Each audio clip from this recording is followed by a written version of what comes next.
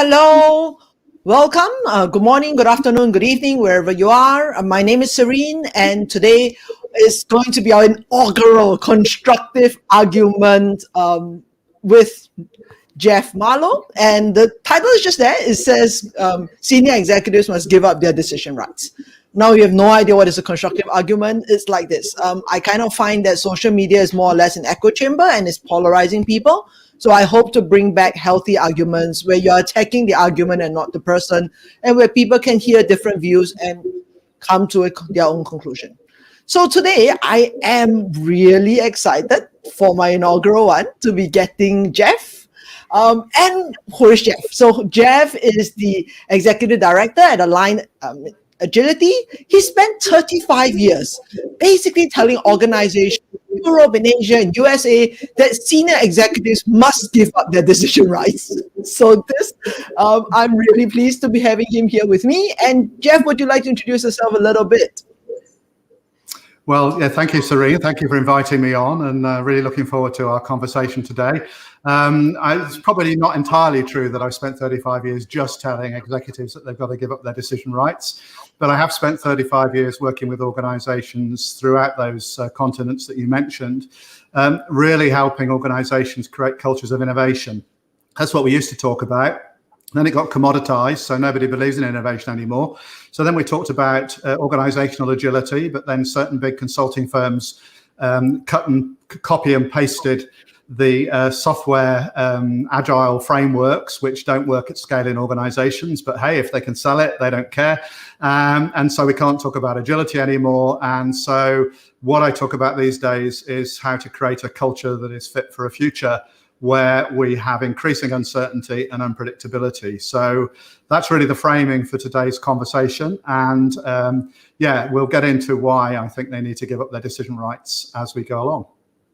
Okay, so that's great. Thank you so much. And we started this on Monday with Geoff's article talking about senior executives and so forth. And then we came up with on Tuesday and Wednesday stuff from HBR, literally talking about the opposite. So leaders have to be visionary, leaders have to set the tone, have to lead their organizations. Otherwise, why have leaders? Right? Good so question. All of you, I think a lot of you are listening in from LinkedIn and from YouTube, from Facebook. I think a lot of you have raised your views and so forth. So come up, give us your objections, let us hear it. And so, Geoff, let's put it this way, right? We've talked about so many of these things. Let's just discuss just the one thing, right? I mean, if leadership is not going to bother to set the vision, the strategy, the direction of the organization, what else are they going to do? I mean, what are they for if not for that? Yeah, well, I mean, it's a question that a lot of people ask because for probably 100 years, that's really been what people have thought leadership was. Management was how do you put the organization together and how do you make sure it's efficient and all of that stuff. But leadership is really about where is the organization going in the future and how do you get there? And so historically, that has been the attitude is, well, leaders set the vision and they engage the community of change and they remove the naysayers and they do all this magical stuff because they're gifted from some sort of divine source with the ability to predict the future and therefore able to shepherd the organization to the promised land. That was kind of never really true. But organizations could get away with it. And what has happened, of course, in the last 25 to 30 years particularly, is technology has accelerated the pace of life. It's accelerated the pace of organizations. It's enabled us to do something like this live stream today. And as a consequence of that, the speed with which organizations need to move means that the time it takes for them to sense what's going on in the world, make decisions about what to do about it, turn those into plans, roll those plans out down the organization. By the time that's happened, the world's moved on. So it's not that organizations can run open loop, that they don't need control. Of course they need control. Control requires feedback. Feedback requires sense making. The big change is it has to happen so quickly now with so much agility and so much innovation at the core that there's no longer the time for senior executives to sit and pontificate and get consulting firms in to advise them on their strategy and roll that out into the organization, and everybody follows that for the next 18 months. Any organization that was doing that in January 2020 was extremely shocked by March 2020 when COVID came along, and all their assumptions about being able to travel, go to meetings, meet colleagues, be in the office, blown out of the water. Organizations that were already built on an adaptive, future fit culture responded as they do. The ones that didn't threw their arms up, started flapping and running around in small circles. So that is really the issue that we face. And okay, COVID was a really big rock in the pond, but the world is inherently getting more uncertain and unpredictable. And that is why organizations need to change the way they operate at a fundamental level. Okay. I mean, I have two objections to that. So the first is, if we think about all the biggest organizations out there, right? Apple, Amazon, what else do we have? Facebook. They're all pretty much set up by visionary leaders, right? Even Microsoft. I mean, we can all name the guys who set it up, like this. And so, I mean, it seems as though it's been working, right? You said it's been working. They've been doing this for 100 years. Well, it works. Why change something that obviously works? Because if not, how are they going to get that big? Yeah, well, I mean, let's take an example of one of the organizations you mentioned, and it's the organization that I guess everybody used to love to hate, and maybe we hate them a little bit less now, and that's Microsoft, right? So when Microsoft set up, what they did was they were very clever the way Bill Gates managed to get IBM to adopt Microsoft's disk operating system in order to power the PC, which was, that was a big paradigm shift, because IBM, the story always used to be nobody ever got fired for buying IBM. So the idea was if your organization needed a computer, you definitely bought it from IBM, because even if it wasn't necessarily the fastest or the best or the most leading edge, you wouldn't get fired for having bought from IBM. Similarly, people say that these days about buying from big consulting firms, but that's a different topic for a different day. If you look at Microsoft, right? In the, I forget how many years it was that Steve Ballmer was at the CEO of Microsoft up until 2014 when Satya Nadella took over. Under Steve Ballmer's leadership, which was very much the traditional vision, command and control, top down, Microsoft's market capitalization, their actual value in terms of stockholder capital, reduced by 36% in the last few years of his tenure. The one good thing I would say that Steve Ballmer did was he championed his replacement as Satya Nadella. When Satya Nadella came in, the first thing he said is, we are going to change from being the know-it-all company to the learn-it-all company. Where are they today? Today, their stock value is 600% higher than when he took over in 2014. Why? Because he went away from telling everybody what to do and started to create a culture of innovation, started to relax things, started to take off some of the rigidity where it was all around Windows, open up their Azure platform for work on the cloud, start to make Microsoft apps available on competing platforms like the iPhone. So, and you're telling me that that's not a decision from the top. I mean, what you're telling me is exactly that. When they change the leader, they change the ideas, and that is something from the top. But they changed the culture. That's the point. The point is, it's the job of senior leadership to shepherd in a future fit culture. That is exactly what Satya Nadella has done. It's not the job of Satya Nadella to make all the decisions in the organization. He has had to create a culture of learning. As he said, learn it all, not know it all. Problem with know it all is you think you know it all, you make all the decisions, you have a rigid organization, the world changes, and you die. That is what is at stake. And senior executives don't want to give up their decision rights, because for 100 years or more, we have assumed that if you say somebody's a senior executive, that is synonymous with decision maker. That the words are interchangeable. Who are the decision makers? Are the senior executives. We don't even engage our brains to think about, does that model work anymore? And it doesn't. That is the problem that we have to face. But the thing is that, the senior decision, okay, so Warren has come up with a very good, argument saying that, well, it's the leadership who made the decision to change the culture. Somebody has to make that decision, right? I mean, there's just no way that organizational change is going to happen without anyone making a decision. Which is why, very carefully, today's title is Senior Executives Must Give Up Their Decision Rights. because it's this idea that the more senior you get, the bigger the decision rights that you have. It's absolutely true that the more senior you get, the more responsibility you carry, as always, for the success of the organization long term. But the big difference is you will not achieve success of the organization long term if you continue to hog the decision rights. You will only ensure the success of the organization long term if you build the kind of culture that Nadella has at Microsoft, that has always existed in most of the tech companies. Because what do? They don't come up with a strategy and say, we're going to do X. What they do is they invest in lots of small companies. They buy startups. You know, you look at Facebook, Instagram, WhatsApp, they bought them. They bought them because they've seen that they are able to deliver in the marketplace. So those are organizations that have grown up by testing things out. They put something out in the marketplace, they split test. You know, you and I go onto Google, we do the same search term, we get different results. Why? Because they're experimenting on us. They are using us to help them do better sense making, decision making, and action taking. And they're doing it much more tightly coupled, much more frequently, and much more embedded in their organization. And they're using that to guide the future strategy. They're not coming up with a 10-year plan for all of the things that they're going to launch over the next 10 years. That's what organizations used to do 20 years ago. They do not do it now, or if they do, they die very quickly. Yeah, but I mean, Warren has made this point, and actually I think this point was also made a couple of days ago about responsibility. Can you fulfill the responsibility if you're giving up your decision rights? I mean, you know, who's accountable at the end of it? Whose responsibility is it?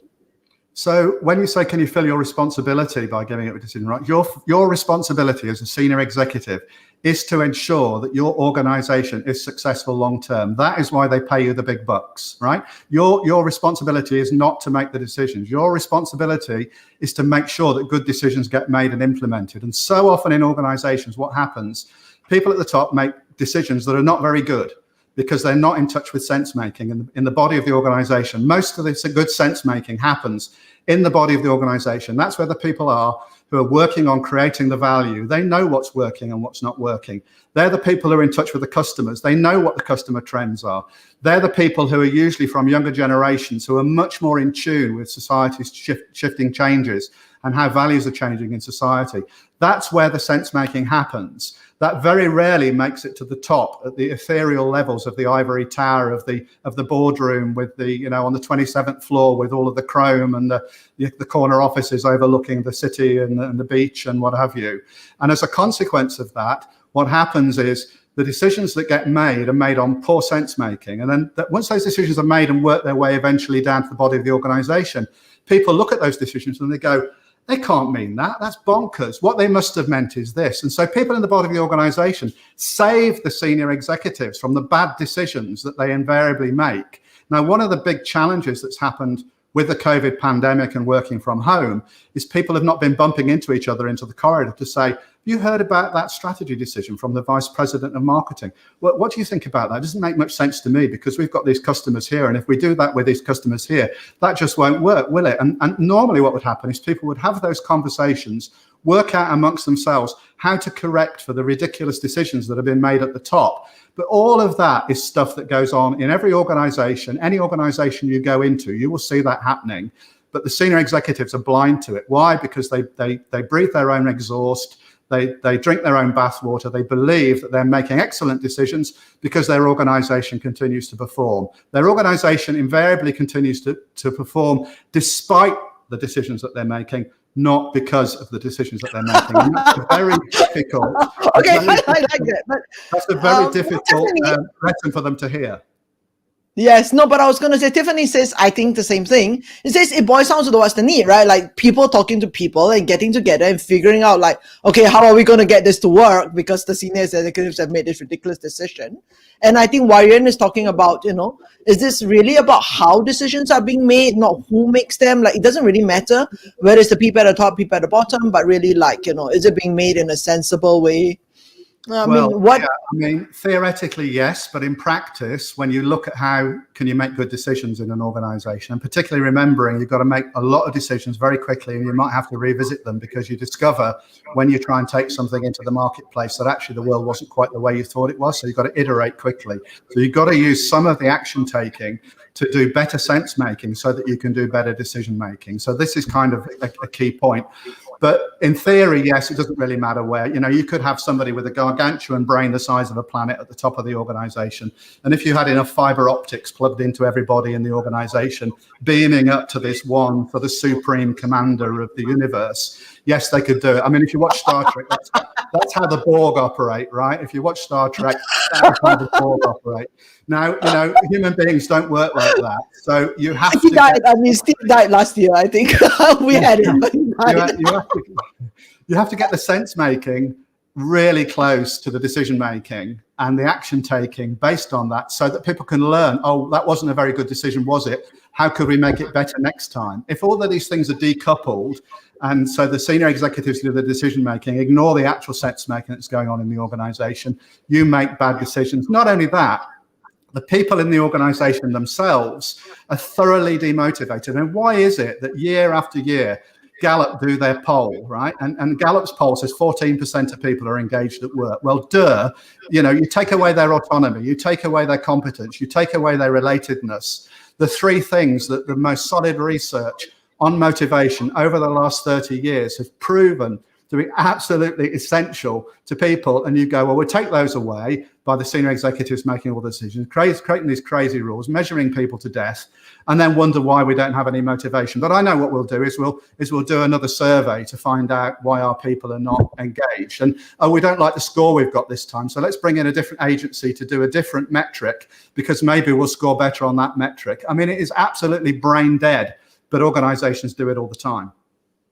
Yeah, but I guess there's two things, right? One is in larger organizations, when you talk about make decision and make sense of it and so on, it postulates that actually people can make sense of it, right? One of the things that's happened with COVID is nobody has any idea what's going on. Nobody can make sense of it. And the thing about being in uncertainty is, for most people in uncertainty, they prefer a more authoritarian, leadership, like literally tell me what to do next.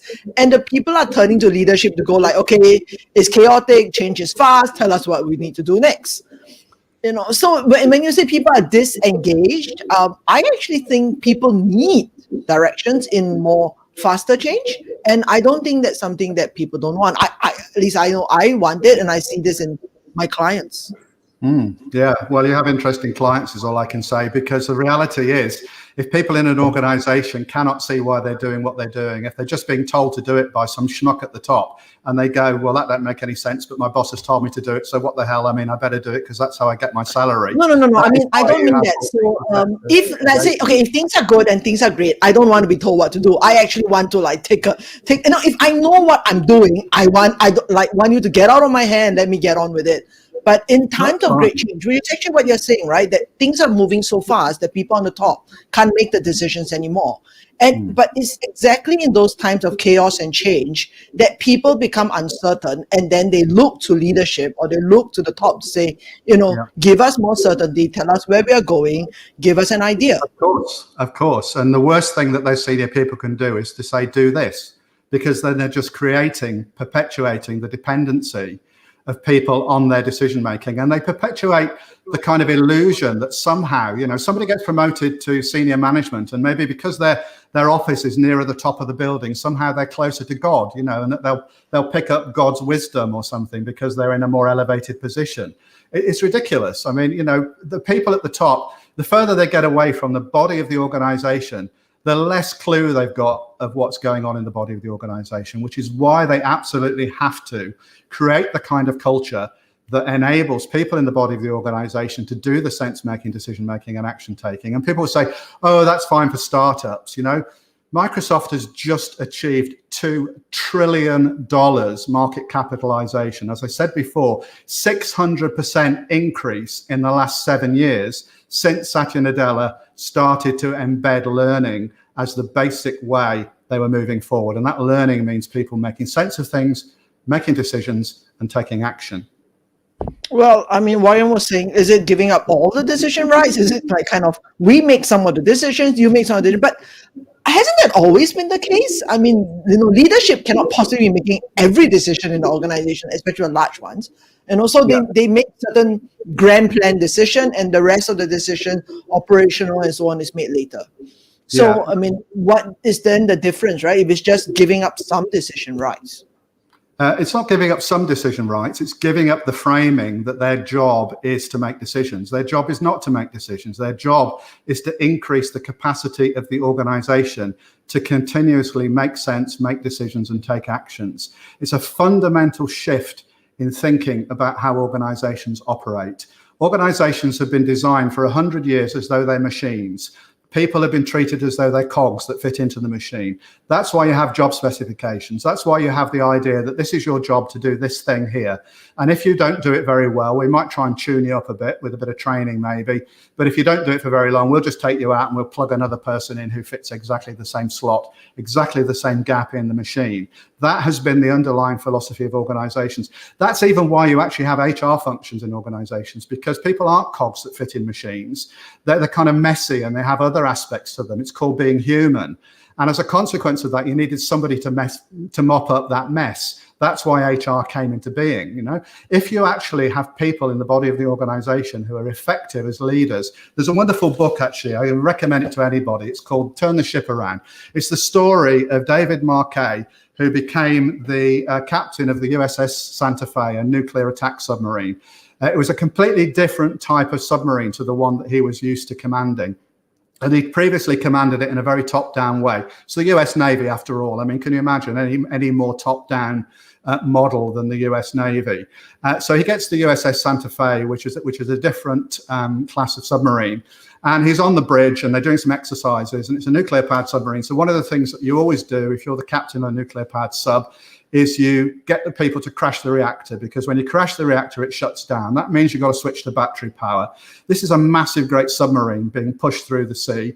And so you need a lot of power to make that happen. So it uses up a lot of battery power. So in order to make this a really challenging exercise, he turns to his first officer and he says, please go to the second speed on battery power, please. And the first officer turns to the helmsman and passes on the order. And the helmsman looks really embarrassed. And Marquet sees this happening. And he says to the helmsman, is there a problem? And he says, yes, sir.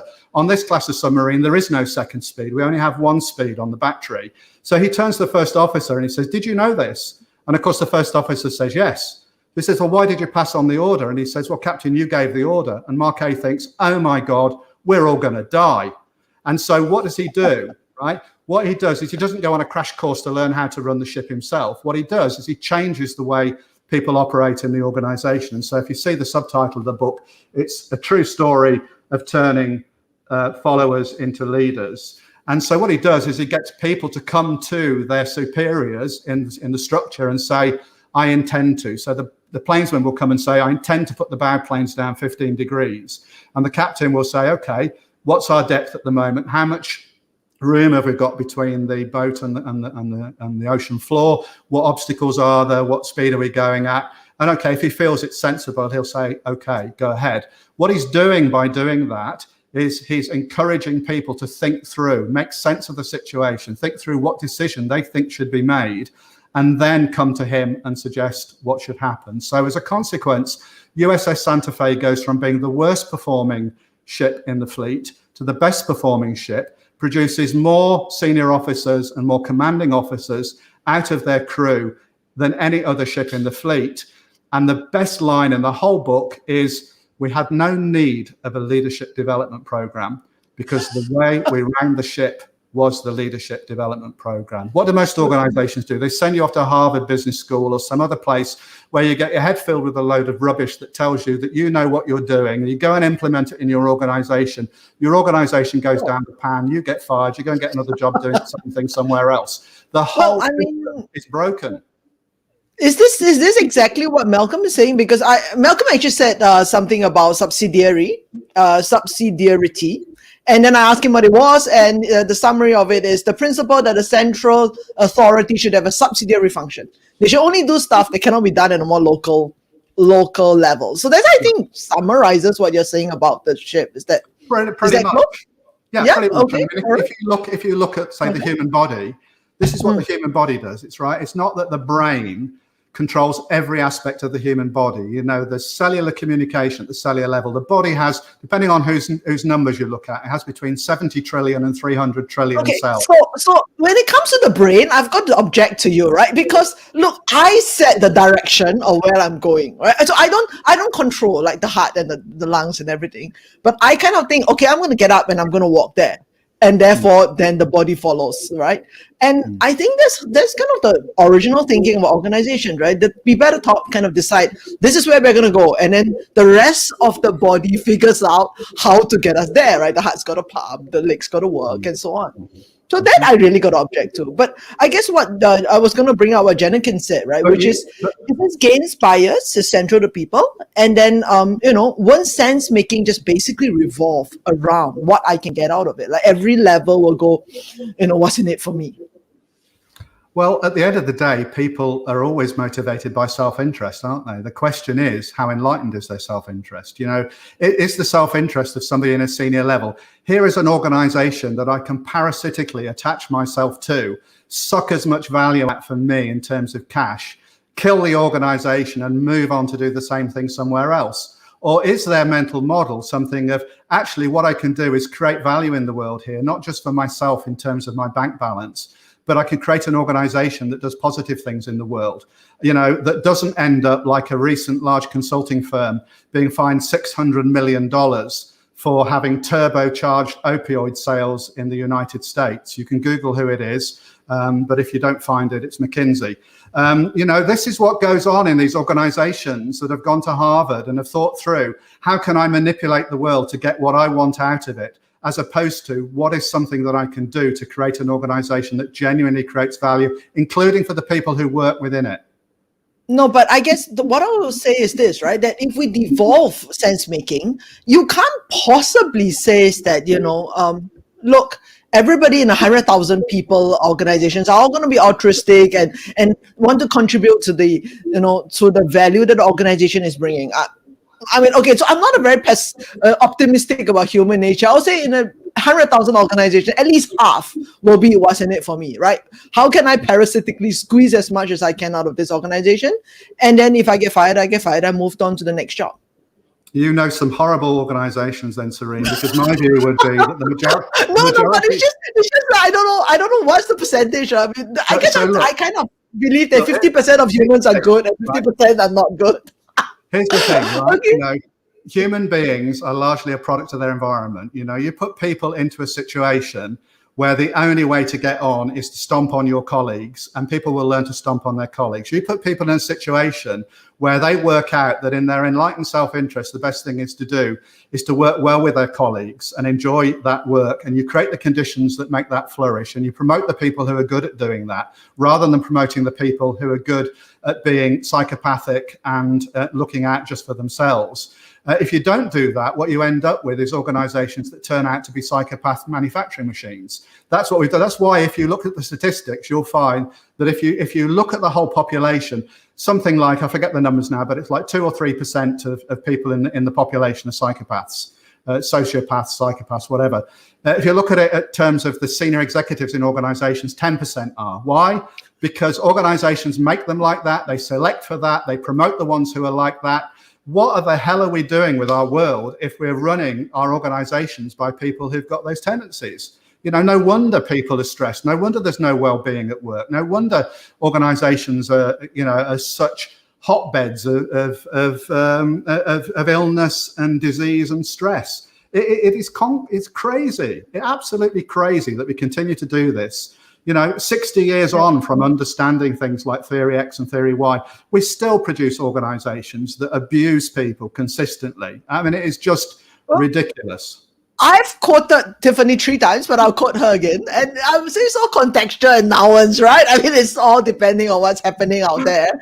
But let me highlight somebody who agrees with you. I mean, Eugene agrees with you, and he's saying, how do you provide reliable enterprise information to people at lower levels? Otherwise, how are they going to make the decision, right? I can possibly know enough to make those decisions. Yeah. Well, I think if you step back and say, and it's a great question, Eugen, I mean, if you step back and say, what does a reliable enterprise information system look like? To some degree, you have to say, well, what do we mean by information? And is information enough? Because if you go along the value chain of things that we tend to think of as being required for measurement, and I would say probably you think about them more effectively if you think about them as sense making.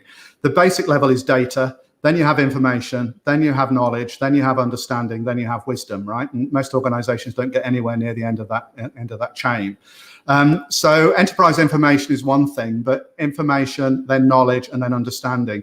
For knowledge and understanding to be communicated between people, which is information, sense making that has a meaning to people at a human level, you have to have human contact. There is no way that you can take that out of a human being by sticking a tape measure against them and saying it's 4.7 and then saying, right, we'll communicate 4.7 to people. I mean, that's a bit like saying, and I used to work for the BBC in engineering, designing sound studios and broadcast studios.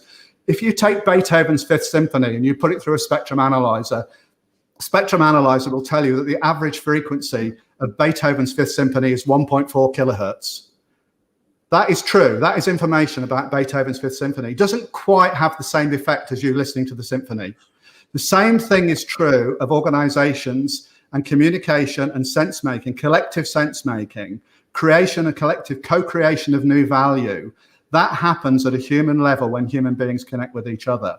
So yes, you need information systems, but the question is, to what degree do people make meaning just from information or from information in the context of the relationships in which they're embedded? That's the difference. Yeah, but I guess, Rose has pointed out this, and actually I really agree with it, right? Which is, you look at all the senior leadership and you said, okay, take yourself out of the decision, you're still accountable, you're still responsible, but you're not making the decision. How likely is that going to happen? It doesn't, is a shift, even if we agreed with you that it is a shift that is needed, is it actually going to happen? Well, I think the evidence over the last 30 years is that it's very difficult to make it happen, because we were talking about this 30 years ago with the organisational learning movement.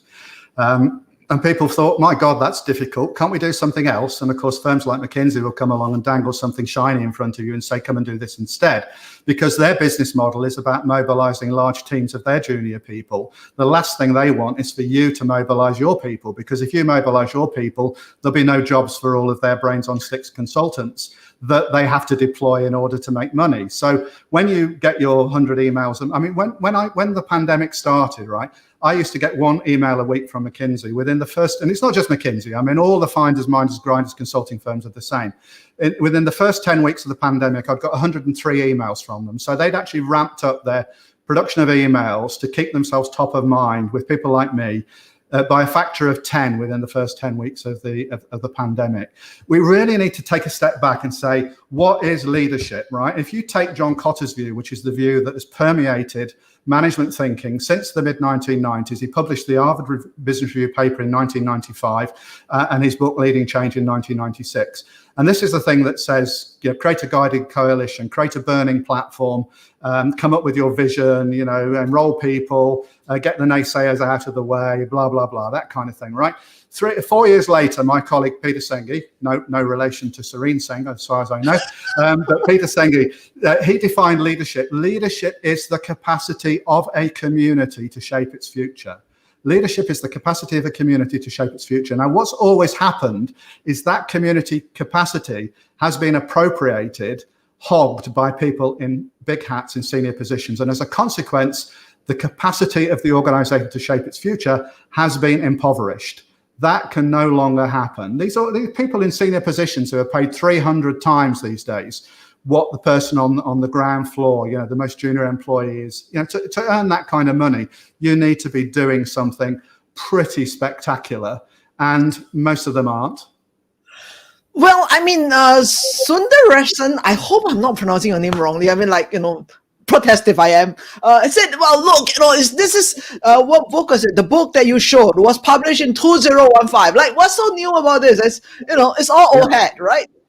Well, But yeah, you know, I mean, what you know, is new about I it? mean, I can pick up a load of books here. I mean, here's Dance of Change, right? Here's Dance of Change. That was published in 1996, right? This is the book in which Peter Senge defines leadership as the capacity of a community to shape its future. We don't need any more books. We've got the books. People can bloody well take action. They do not take action. Why don't they take action? Because it suits them to avoid taking action, because they're quite comfortable sitting in positions of power, holding on to the decision making, and until the organization goes down the toilet and they go and join some other organization somewhere else, that's a lot easier than actually doing the kind of work that we're talking about here on this call.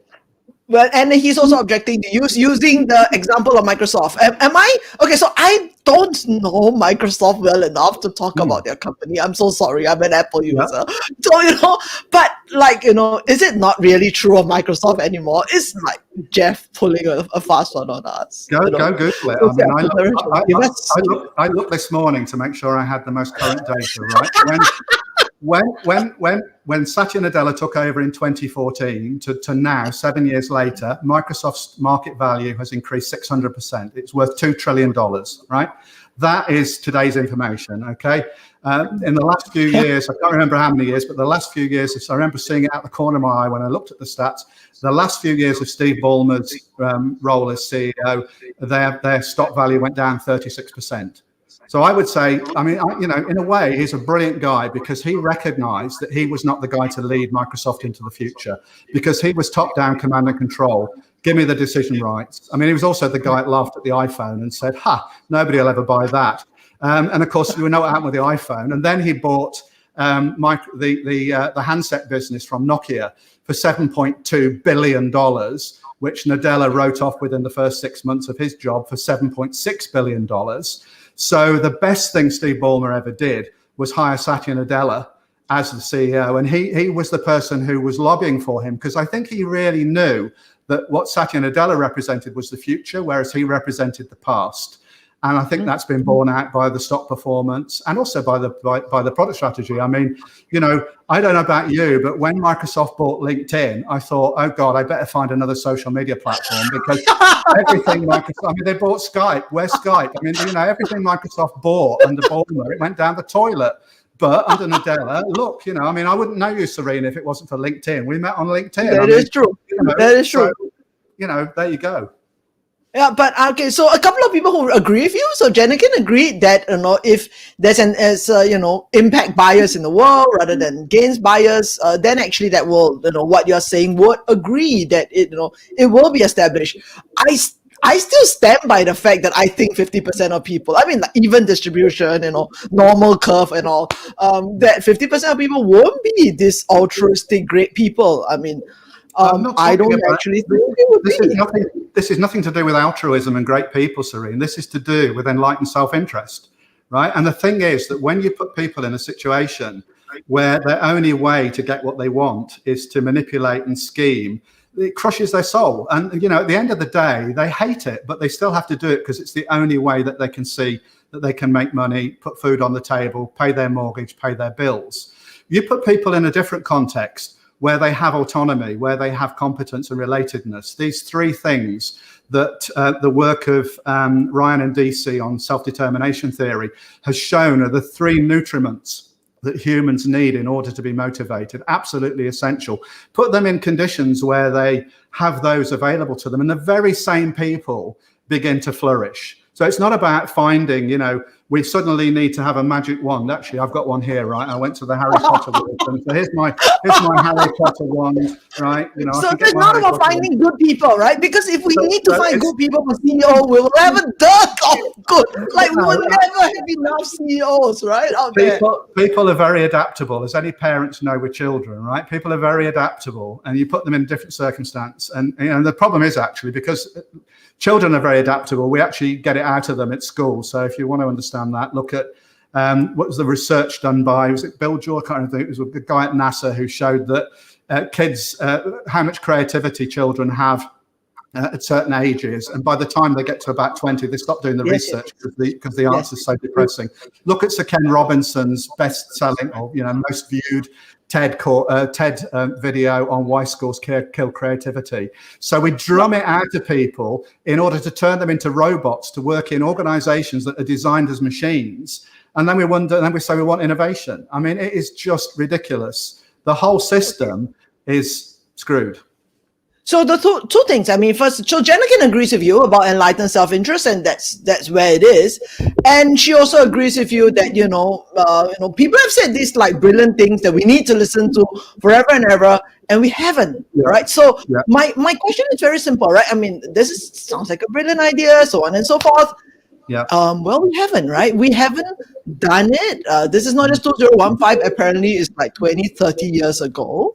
It hasn't. And why hasn't it happened? I mean, if it makes good business sense, wouldn't businesses have already done it? And if it doesn't, people don't do things that make good business sense. I mean, Blockbuster went along to Netflix and said, you can buy us for $50 million. Now, what's Netflix worth today? 250 million, something like that. So actually, it's 5 million, I think. Anyway, the multiple is very, very large.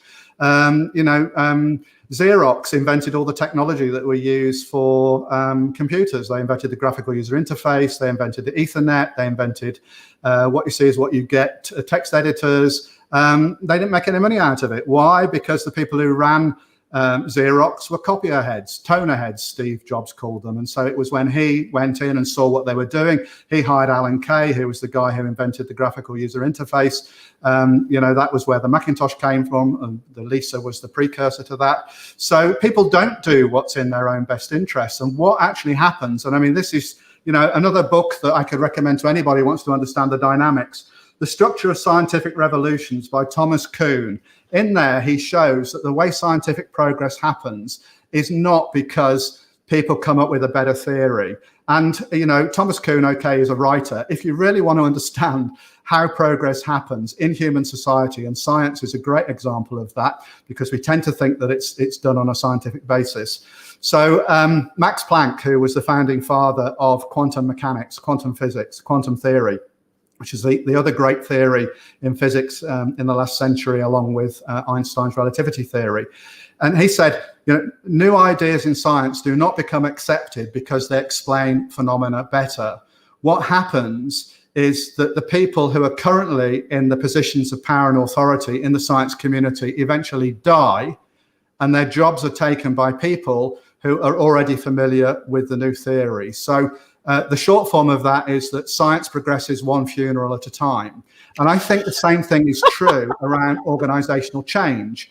30 years on, there's now many, many more people who are saying the things that I'm saying that I was saying 30 years ago in the organizational learning community. And this is what happens when paradigms change. I think Jenna again mentioned Danella Meadows. Yes. The biggest leverage you ever have in any system is the paradigm on which it's based. And the paradigm is changing away from organizations are machines that produce dollars for the benefit of the people who own them, and screw the life and extract the life forces from the people who work there, which is why they're called human resources, by the way, because we use them as resources. We suck everything out of them and chuck them on the scrap heap. Well, I mean, the Rachel was saying this is contextual. I think, Tiffany said it a bit earlier. That is contextual. I mean, yes, we are very passionate about it, but it's contextual. And Colin says that, well, the instinct to cooperate rather than to compete has an evolutionary basis. So he thinks that people are on the whole good. Maybe. Yeah. Well, sorry, I am like a downright cynic. Well, they are, Serene, but you do the Stanford prison experiment on them, and many of them will turn up the electric shock because somebody in a white coat tells them to do that, or somebody in a business suit that comes from a business consulting firm. And I've mentioned plenty of the name enough times so far, but a lot of our thinking is dominated. So you're right. It is the context, right? Is the context, is the environment, so we are literally saying, right, that, business thing is not working. We will need to change it. And how long is that going to take? Is that even ever going to happen? Don't know, but it's worth trying, isn't it? Otherwise, what's the alternative? The alternative is to continue to suck the life out of human beings, impoverish the world, create massive mental health problems in society, pollute the planet. I mean, we're up against planetary boundaries already. We've got no choice. We've got no choice but to change. Well, but you know what? Those are the biggest companies. I mean, look, Amazon is fairly well known in that area, right? They are huge, and I don't know whether they are the biggest company now, or they're fighting with Apple, but they are using people as human resources, squeezing every last draw of them, and they're huge. It works. I don't know. What can you say? I mean, either you recognize the need to change, or you just dig in and say, sod it, I don't want to change. Fuck the world. I don't care. I'll just screw them for whatever I can get out of it. And good luck to everybody else. Well, I don't know whether it's fuck the world, but I will say this as an ordinary citizen, not like one of the greats of the world, which is this, right? So I have enough trouble getting my way around the world, getting a job, making a living, putting food on the table with my family. I have enough stresses just dealing with normal life. That really, if you want to inspire me to a higher vision, then I'm so sorry, that I don't actually have the capacity. And actually, I don't think I'm unusual. I think a lot of those middle managers, or even below, even senior managers, are exactly like that, right? We have no bandwidth. I'm not going out there to fuck the world, but I am not. Okay, pardon my French. I'm not going out there to, do bad things to the world actively, but I'm just wanting to put food on the table, to get my next numbers met, to feed my family, to just get by, literally. Yeah. Well, and that's, as they say, the only thing that's required for evil to flourish is that good people don't do anything. And so we're in a system where you can just do what you've just said, and that's fine. I mean, a lot of people will do that. But for those who are passionate and want to make a difference, get out there and make a difference, because otherwise we're doomed. Then I think this is a brilliant question, which is, how do you, Robin wants to understand how better to make an organization practically, really be able to transform them into an organizational learning ethos. Yeah. Well, I mean, there's all sorts of systems and plans and things, but at the end of the day, it all boils down to one thing: you, the individual. How much do you put effort into discovering what are your gifts and talents that you're on this planet to contribute to the human race? How much skill do you bring in bringing those out? How much do you help others bring out their equivalent strengths and their talents and their, if you want to use the phrasing, God-given gifts? And that's really the best you can do. And as you start to do that, you get better at helping others to do that. If that's something that you have a passion around, it's been my passion for 30 years. I enjoy doing it. I could have made more money by being a partner in a big consulting firm, but that isn't what motivates me. So I do this instead. I think it really is down to that. It's down to the choices that you personally make. There's an old saying that is going to sound very dated these days, but virtue is its own reward. The more you are doing what you genuinely, deeply, in your heart of hearts believe is the right thing for you to do, the more happy, fulfilled, and contented you are, irrespective of what kind of system you're in. And, the chances you have of influencing that system in a positive way are much greater if you're bringing your light to it than just cursing the darkness, or what a lot of people are doing, which is just, as George Bernard Shaw said, selfish little clods of ailments, complaining that the world refuses to devote itself to making them happy. Well, I guess I don't know how many CEOs are watching today, but let's say that most of us have some areas of responsibility in the organization. I mean, I don't own the whole organization. I'm not the top dog, but I have my own little unit, or I have my own division that I run, right? So what are some practical stuff like I really buy this, I think it will be good to do it your way. Tell me, what do I do next? How do I move from where I am to where? Yeah. At a very human level, there are two things you can do, right? One is really think about, what is it that I want to do that I feel is the right thing for me to do moment by moment? If you look back in traditional, systems of morality or religions, if you like, in Japan, it's called ikigai. In the Hindu tradition, it's called your dharma. It's basically understanding what is it that you are here on the planet to contribute. And learning how to bring that more into your actions and interactions in a consistent way. The other piece of it is helping others to do the same. When you're engaging with people, just be curious about how do they see things. Be curious about how they see the world. Be curious about how they see the world in a way that's different to you. learn how to suspend your own perspective. Doesn't mean you give it up, but just put it to one side. See if you can adopt the other person's perspective for a moment. That's key to empathy. And if you really genuinely engage with other people on the basis of being really curious about how they see the world, that is right at the core of building relationship. And it's through our relationships with other human beings who we work with, or in our families, or in our other groups in society, that we discover how we can co-create something that really matters. And I think this is, Peter Drucker spent his whole life, he did about, I think it was 60 odd years studying organizations. And right towards the end of his life, he was on before the internet he was on a satellite broadcast with David Cooperrider, who was the guy who developed appreciative inquiry. And David said to him, look, Peter, if you could summarize everything that you've learned from all this career of looking at organizations, what would be the one thing that you would sort of say?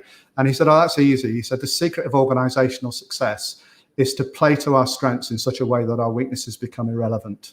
So you've got to create the conditions where people discover what their strengths are, learn how to see others' strengths, and so that you can work collaboratively and cooperatively with colleagues whose strengths compensate for your weaknesses. And that is really the secret. If you could do that at a very human level, then wherever you are and wherever you're working in the organization, not only will you unlock better performance, which I guess is what organizations are often interested in, you'll be happier, you'll be more fulfilled, you'll be more contented, you'll sleep better at night, you'll have a better life. Who doesn't want that? Can't hear you, Serene. I don't know if something's gone wrong at my end or at yours, but yeah, I've lost your audio. I don't know if others can still hear you. Okay, so I apologize. I was muted, as always. You were being very serene. Sorry. That's like my 2020 experience of life. But I was going to say that, firstly, Tiffany, she loves you now, so that's great. But Jenikin says, she agrees. Yeah, sure, she agrees, right? We all care about our experience in life. But I'm going to bring up the disagreement, right? So Nara says she agrees, but decisions have to be data-led, right? All this this is my gift, this is my experience in life. So, aren't we going to base it on big data? Right. Isn't even human resources on data now? Again, I come back to this, right? The reason we go on about big data is because we have big data processing capacities, right? Now, so this iPhone 12 or 11 or whatever it is, I think it's a 12, in my pocket has something like 10 million times the processing power of the command module computer that landed Apollo 11 on the moon in 1969, right? We have become so impressed with our technological capability. Martin Luther King in the 1960s said, we've got guided missiles but misguided men. Right. The problem here is that we have an abundance of data. And remember this chain: data, information, knowledge, understanding, wisdom. We have tons of data. We have maybe a bit of information. We have some knowledge. We have not much understanding. Wisdom, forget it. Right. And that is what is lacking in the world. And that wisdom comes from exactly what I was describing earlier, which is you bringing your gift collaboratively with others and living as though what Khalil Gibran, the Lebanese philosopher, pointed out, which is, what is work? Work is love made visible. What is the love that you bring into the world? How do you make that visible in your actions and interactions with others? How do you use that as the basis for creating value? That is the thing that is massively missing in our organizations as we drill down with our AI bots into our databases. No, but do we have the data on what makes us happy? Because Colin tells us that, feelings are data too. So do we actually have the data on this work is love, make us happy, show me the numbers. Do we have the data? Well, it depends what you mean by data, doesn't it? Colin's saying, feelings are data. So feelings are data in the sense that you can use them as an input as part of your decision-making process. If you ignore your feelings, men in particular are often, a friend of mine's a therapist, and he says 70% of men think their feelings. So if you say to them, isn't it a beautiful day outside? They look out and they go, it's like a little Excel spreadsheet in their head. They go, blue sky, tick, birds, tick, green trees, tick, no rain, tick, nice and warm, tick. Yes, it's a beautiful day, right? Somebody who's in touch with their feelings looks out on a beautiful day and they have a feeling that it's a beautiful day. Now, if you spent your life distancing yourself from your feelings, so the only thing that you understand is data, then you don't understand what it means to be a human being. You've already become a robot. You've already become an automaton. And that is such a sad thing for people to live their lives. No, it's not a sad thing. They have no feelings. They don't feel it. So maybe that's the reason why, right? They do. They feel the sadness. They feel the sadness. They deny that they feel the sadness because that's the only thing they can do to cope with it. But they don't feel the joy. And what's the point of being on the planet if you're not going to be joyful? And you're not going to be serene, you've got to be serene as well. Serene and calm. Well, no, I don't know. I mean, who was it who said let men lead lives of quiet desperation, right? That's kind of what I think, right? I mean, that's why we focus on the data because and look at the world. I don't want to deny it. Yeah, no wonder. Who was it? Walden. Who was the author? What's his name? Anyway, massive men lead lives of quiet desperation. Absolutely true. And what have we done with mental health? What we've done is we've said some people lead lives of desperation that are not quiet.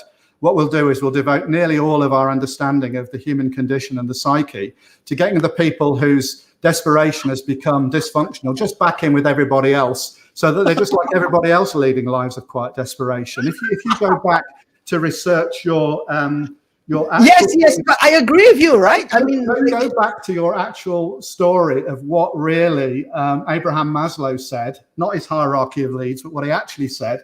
His view was that anybody who is not a Gandhi, a Mother Teresa, or a Martin Luther King is basically a cripple. That was his term. That is what most human beings on the planet are living as. We're living as vastly inferior models of what we could be, simply because we accept this idea. It was Thoreau, wasn't it, who said the mass of men lead lives of quiet desperation. If that is your benchmark for human existence, well, guess what? You're going to lead a life of quiet desperation. I don't know, man. I guess I don't expect to go around and be a Mother Teresa. I'm so sorry, but it's hard enough for me to be a serene. It turned out that Mother Teresa wasn't quite as she was promoted anyway, and that's often the case.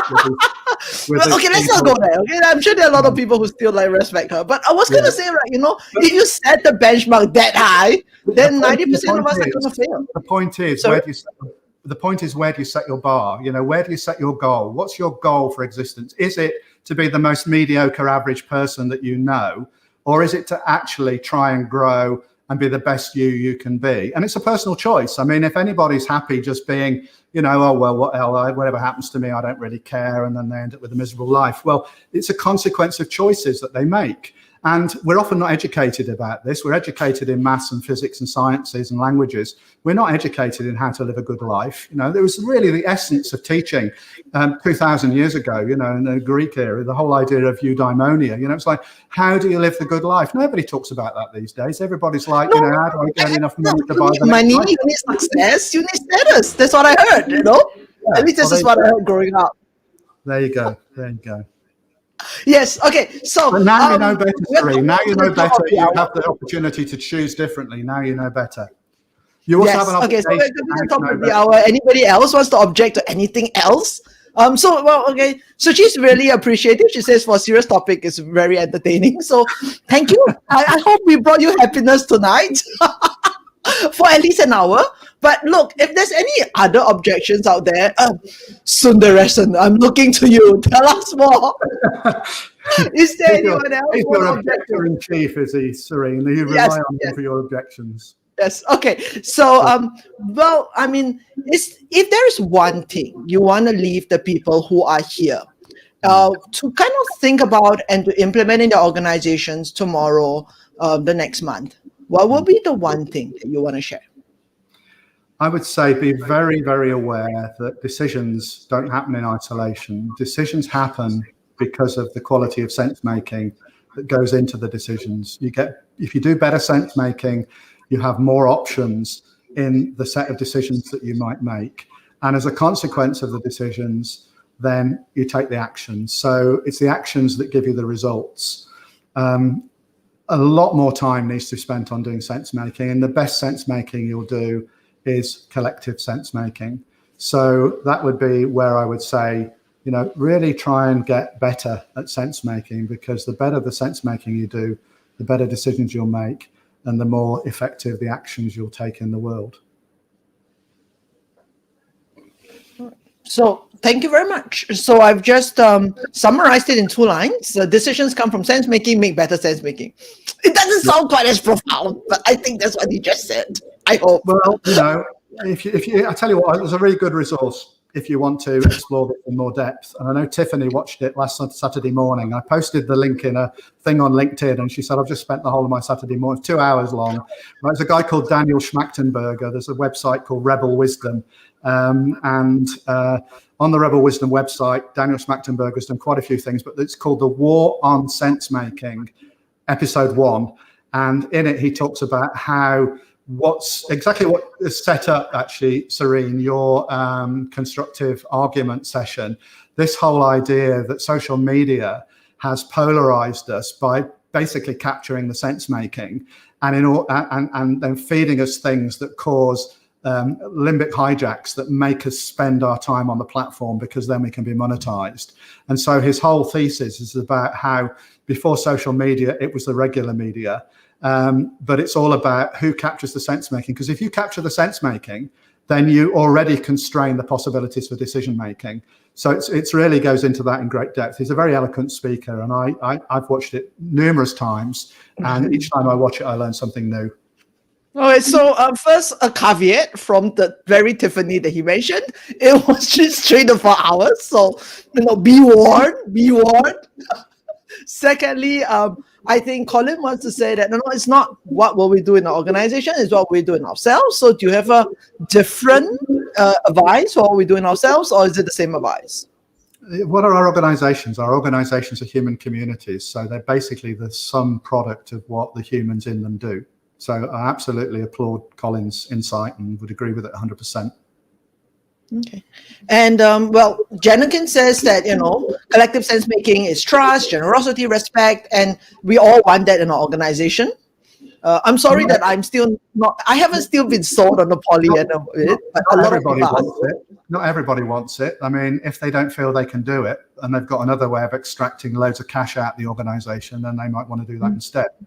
But, well, maybe they're not the best people to be running organizations, and perhaps shareholders and customers will increasingly realize that.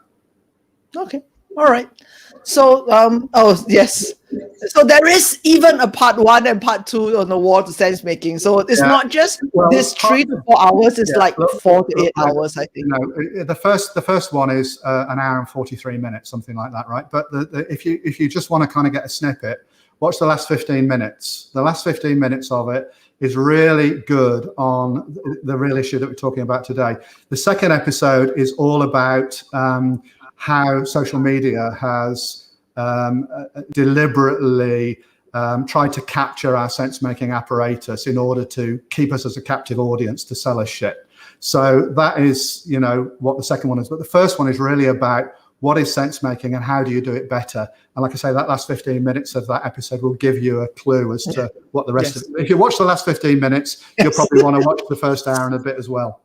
Yeah, so that's the TLDR for those of you who have no time, and I think we all have no time. So that's the one. The war on sense making. Serene. Everybody has 168 hours in the week. The question is, what do they prioritize in how they deploy those hours? Housework, my son, actual going to work, making money, Sorry, I'm not on the same level yet, So that's what I'm prioritizing, mopping the floor and watching the toilet. You stay in contact long enough, Serene, and we'll get you there. All right. Okay. So for those of you who are wondering, we are talking about how executives must give up their decision rights. We started on Monday with a wonderful article from Geoff. We've come up with a couple from HBR, and we have come to this live discussion today. And tomorrow, what we're going to do, or what we're going to try to do, for those of you who want to do it, is we're going to talk about, look, now that we've discussed so many of this, looked at all these other viewpoints and so on, what are we actually going to do with this information? Is there something that we can take away from it, to implement in our organization, in ourselves? Thank you, Colin. That would actually, make the world a better place, kind of, hopefully. And as Geoff says, save us from lives of quiet desperation. All right, so tomorrow morning I'll post out. I'll try and do. Okay, I don't know whether I can do a summary of what we discussed, but I'll try and do a post that says, "Look, Don't worry, give us your." I'll correct you if you put any words into my mouth I don't like. So. Yes. So Geoff says senior executives should never make any decisions. That's exactly what he said. He spent 35 years saying it. Okay, so for all of you who are here with us today, if you want to connect with Geoff, this is his LinkedIn. I keep calling him Geoff. No, his name is Geoff. His name is Geoff. This is not a new person I'm talking to. I've been called worse things, Serene, I can tell you. If you meet Spanish people, they usually go for Geoff. So, yeah. Okay. All right. So I apologize. His name is Geoff. His name really is Geoff. And if you need to connect with him, this is where you can connect with him on LinkedIn. Do come and connect with us. Join our movement. We are trying to get, social media to work a little bit less social media-ish, I think. So thank you for all of you for joining me tonight. Thank you very much. And let's see. I see one last comment. Oh, yes. Sundaresh actually likes you now. That's great. Come and join us. And we'll see you, tomorrow for our action piece. So thank you very much. I'll do it. Tell Sundaresh, yes. I'll try and do it again in Hindi one time. But मेरा हिंदी बहुत अच्छा नहीं है, इसलिए मैं आपके साथ English में बात करूँगा. Wow.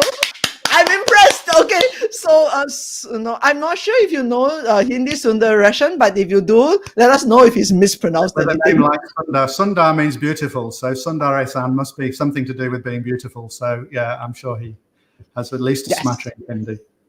Yes. Okay. So thank you so much for joining us. So have a good day, have a good evening, have a good night. He says it was excellent. Look. Oh, I'm color me impressed. Okay, so he said it was excellent. All right. Okay, and yes, so thank you, Colin. Thank you, Tiffany, Janakin, Warren. I don't know who else was with us. The Sushi. I just mispronounced. You're thinking about dinner, aren't you? Mentioning sushi. I am. Okay, and Robin and everyone. So thank you so much. All right, see you guys. Bye. See you tomorrow.